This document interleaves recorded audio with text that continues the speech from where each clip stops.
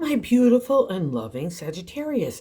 To save some time, I already shuffled the cards and laid them out. I'm using a Celtic 10 card spread that allow me to look at past, present, and future influences for your week. And as always, I'll be teaching the tarot through each card so you not only receive your message, but you start to build your own intuitive relationship with the cards, because that's what this channel is all about, using tarot for our betterment and our benefit. And your benefit this week, my Sag friends, is just to stand back, relax, catch your breath, get a new viewpoint, a new perspective, understanding for your own insight and clarity, as well as for others, and to put down any fight anywhere. There's a lot of competition, a lot of friction and conflict for you trying to keep a position against others, and maybe the way that they're thinking and the way that they think that you should do your life, or other elements that might be coming into your life that are causing kind of that conflict in your life that makes you want to stand up and defend yourself.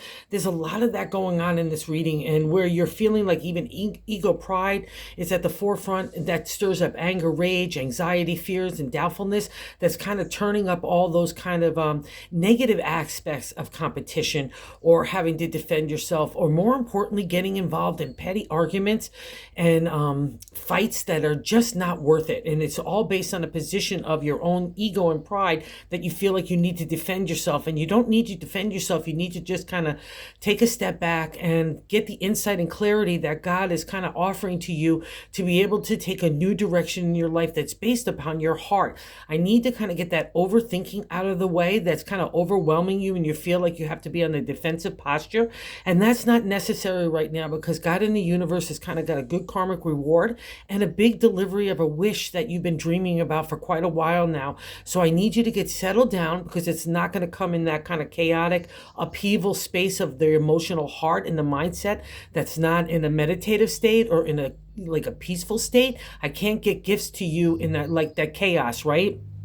And the reason why I'm saying that most of all is that first card placement, the significator, the general gist of the overall reading. And it's the Hangman. It's a major arcana card, and we've got 3 of them in this reading, so it's a big deal. And they all kind of deal with the same thing, like just relaxing, take a meditative state to get that connection to God in the universe, to calm down that anger, rage that's kind of been stirred up lately as well in you, and really identify where ego and pride and things that hold you back. That's what these kind of 3 cards of the major arcana, when we have in a major arcana, there's only 22 in the 78 card deck, we're having a real life experience that we need to kind of get a higher consciousness, and more importantly, a different perspective. And most importantly for you to break out of rigid thinking or habits or the old ways or traditions, anything that has locked you in a self-imposed prison that you kind of refuse to get out of. And I need you to kind of definitely get out of, because that's what the Hangman is all about. The Hangman is hanging in time. It used to make me very frustrated when I was younger. I would see this card because we've got to wait. But then as I got older and more experienced with tarot and just my own life, I realized I had to wait. I couldn't have one more thought, or never mind an action. That's when the Hangman appears to me. It's when God in the universe is saying, Sag, just go over here, relax a little bit. You take a breath. You've been a spiritual warrior and on so many different levels for so long. Now you go take a break. And it's the way that God in the universe gives you a voluntary sacrifice. I get it. I know it's hard to do, especially when we have antsy pantsies and we feel like we need to be moving at 100 miles a minute and accomplish everything yesterday. That's when the Hangman kind of shows up for me. And it's like a realization that a new day is dawning around you. That's what that sun representation, that eagle is coming down to give you that clarity that you need. And it's funky McGunky because he is hanging upside down. But the whole point of hanging upside down, again, it's voluntary sacrifice.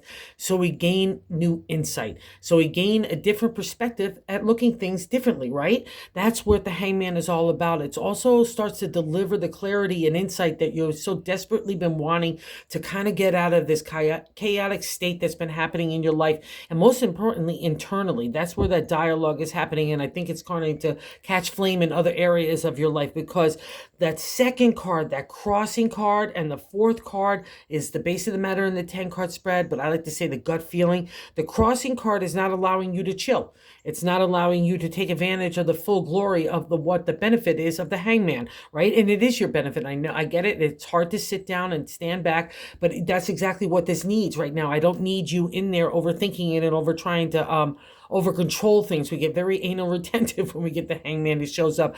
And it's meant for you to just take a breath because God wants to reward you to kind of give you that clarity. And the first place I need to settle down is that Seven of Wands in the crossing card. The crossing card position is not allowing you to fully relax in the hangman and kind of give up almost a let go, let God kind of attitude, right? We have to kind of let go of that control.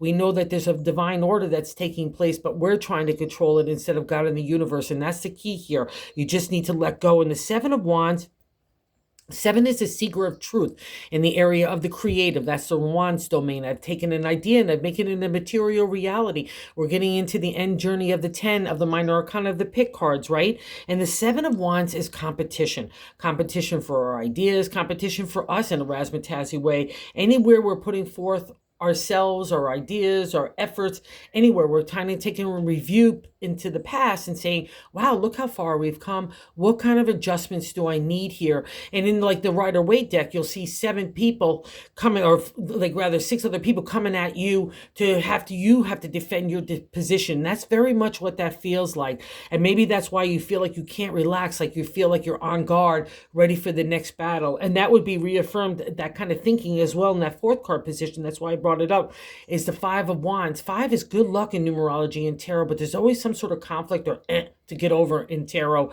to get to the good luck. And here again, we see another reflection of the insight and the creative energy that's been manifested in an imaginative and inspiring way, something that you're really digging onto. But the 5, the way that we get to the good luck is getting over our insecurities, fears, and anxieties and doubts. That's definitely been turned up because that's when the hangman shows up to me. But it's also another reflection of defending our position, having to justify ourselves, getting into a lot of anger and rage, maybe petty arguments. A lot of it's based on ego, pride. And I'm going to say that too, because in the 7th card position, the way that we're feeling about ourselves is a direct extension of the hangman. And maybe why you can't take a chill right now is the strength card. It's a major arcana card as well. And it's overcoming, to the ancient tarot, especially overcoming anger, rage, ego, pride, those animal things that we need to live alongside. Ego, pride is a nice thing and a beautiful positive note, right? But when there's too much of it, or we're feeling on the defensive and we're feeling have to justify our position, our traditions that's represented, or our habits or our thinking, that's what this whole reading is about. It's a conflict that I need to have you break out of so you could get to the kind of the good wish that you've been wishing for, because you're the one that's holding back everything. You're like a big boulder or a bunch of boulders in a stream. That emotional flow of love and energy wants to kind of really soften your heart right now and guide you to the new direction, but you're standing there like just standing in there in a position, and I can't move you, like even like a boulder. And that's what these 2 cards do. It wastes a whole lot of energy. It's like trying to wet firewood. You might put out a whole lot of effort, but you're not going to get any big result, right? That's what these cards are. So I need you to really kind of settle down again. That's why the hangman is showing up. There needs to be a shift, and the shift has to be in your way of thinking. First off, it's in the way that we're feeling about ourselves. So stop being defensive about everything. In the strength card in modern day tarot, I can handle anything. I can multitask, obligations, responsibilities. I could even look for potential and opportunities, right? But the hangman saying that kind of action needs to be settled down right now. It's not necessary. I need you to kind of settle so you could get to the insight that's going to lead you in the right direction, because you're turning a lot of water and emotions and just a lot of effort everywhere, and it's not really producing anything for you. And that's a reflection of that self-strength card. You're feeling like, again, you have to defend yourself, and that maybe is stirring up that anger, rage, and the animal instincts. We need to live alongside the animal, right? We don't have to conquer it in an overkilling. We have to kill it. We just need to make sure we only get the right doses. Everything is in balance, right? Because it makes us strong and courageous and bravery. That's the positive aspects, but it could also make us snippy and anger and trying to get back in revenge kind of ways. That's that negative animal instinct, right? So that's why the hangman is showing up. It's kind of giving you a chance to get yourself in check too. I don't mean that in any disrespect. I've been there. I've had these cards. So I know when I have to step back and say, wow, I need to get my mind in order right now, because everything is turning up in the thoughts, and it's affecting everything else. And it's all because you're feeling like on the defensive. You have to defend yourself against some sort of outside forces or people in situations too. That's definitely a clarity of that as well. But I'll say this, part of it is why I'm so honing into you having control of this mastery in the thought. That's what the exalted state of the strength literally means, that card, right? And that's why the hangman is here, is giving you that kind of insight so you could change your perspective, so you can get that new viewpoint, so you can see like the dawn is rising around you, okay? Because you're like in a dark spot right now, and that's reflected in that third card position in the top of the matter in the 10 card spread. But I like to say God's direction for the week, and it's another major arcana card. Again, life lesson. We're looking for higher consciousness, we're looking for higher understanding and different perspective. That's what this whole reading is about. So I need you to shift in a way that's for your betterment, even if you're going to go kicking and screaming for it, because that's what the devil represents. We're bound in, again, another reflection of a self-imposed prison, whether it's tradition, rigid thinking, rigid habits, addiction, all that kind of thing comes into the devil. When I see it, it means that we need to break free from those kind of strangleholds that are holding us back. That's the non-exalted state, but it's really the more positive state in the devil card. I need to break free. I need to go into my own way. And it's kind of a reflection of you, because you're half animal, half man. You know what I mean? That's your glyph as Sagittarius. It's always going to be a conflict of those animal urges versus the way that you have to be in the real world, in the community and society. That's the kind of friction that you're experiencing, especially here. You just need to open your mind. Take a look around. God's going to provide that insight. I guarantee it. But I just need to get you settled and out of this kind of defensive mode of like ready to take on anybody and anything. It is just undermining you. And what's such a bummer here, because the real answers are all about the heart. And you've learned this in the fifth card placement. It's what's leaving your life right now is the King of Cups. This guy is the exalted state of royalty in the area of heart. Love, emotional flow, that's the domain of cups. It's the water that's represented here. But seeing how he's sitting in the material world of the landscape, he's not concerned about the material world and all money and all the titles and everything else that comes with that razzmatazzy kind of outlook.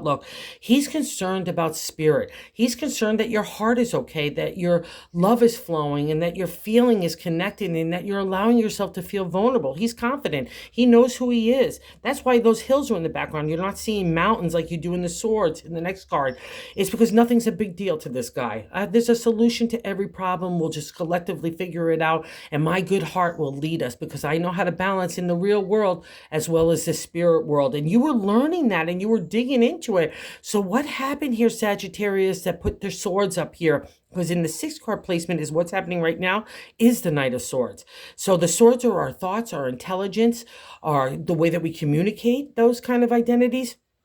But it is really about identity to the ancient tarot. It's about coming into our own set. So maybe you're feeling like a little off footing here because things are changing around you.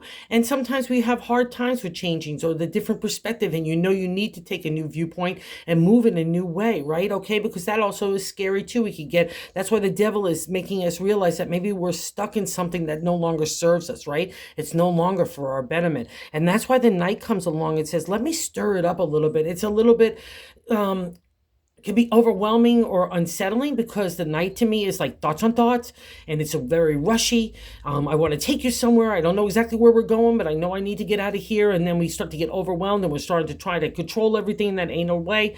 That's when the Hangman steps in and says, no, I need you out of the way, Sagittarius. So God in the universe could kind of lay the pathway for the Knight, right? I just need you to settle those thoughts and start to figure out, more importantly, not so much about that outside identity, but what really matters to your heart and how you can make those dreams come true. Because we a whole lot of wish here too.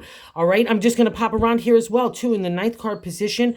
The way that is our hopes and fears in that position is the Nine of Cups, and that's why I keep going back to the about having that wish. Is the Nine of Cups is the wish card, so we can't be afraid of it. And if you're not feeling settled enough in the Knight of Swords, that's why these cards are showing up. Stop getting involved in petty ego-driven arguments or feeling feeling like you have to justify your position in really kind of small quarrels, or you're thinking like, oh, Mary said this to me and I'm going to carry that throughout the whole day and think about it. So all creativity and productivity or God's wishes can't even appear, right? Because you're all sidetracked on different stuff that doesn't matter. That's what these two cards represent. And that's why the Knight is coming in there to stir that kind of like, get that garbage out of the way so we can get to the clear pathway of a new beginning. And the Knight will protect you. That's its job, right? It wants to give you that security to think in new ways for your identity so you can make your wish appear, not to be afraid of it, but to make it appear. Again, that ninth card position is our hopes and fears.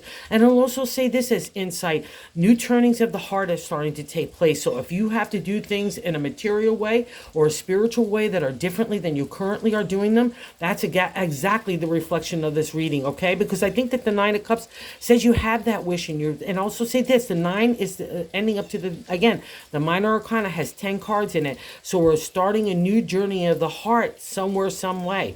And that gets reflected in the outcome card too, the Knight of Cups. Again, another Knight wanting to protect you, take you on the journey for emotional flow, allow yourself to feel vulnerable, compassionate, gratefulness, can take those defenses down, that armor down. The Knight has got you. It's always constantly footed in the water. That's a steady steed there. Don't be afraid of the horse. Don't look at the horse and say, wow, that's really big. I don't know if I can get on there. Put your foot in the stirrup and swing your butt around and you'll be absolutely fine. I'm ready to explore a lush landscape of taking the spirit and bringing it into the material.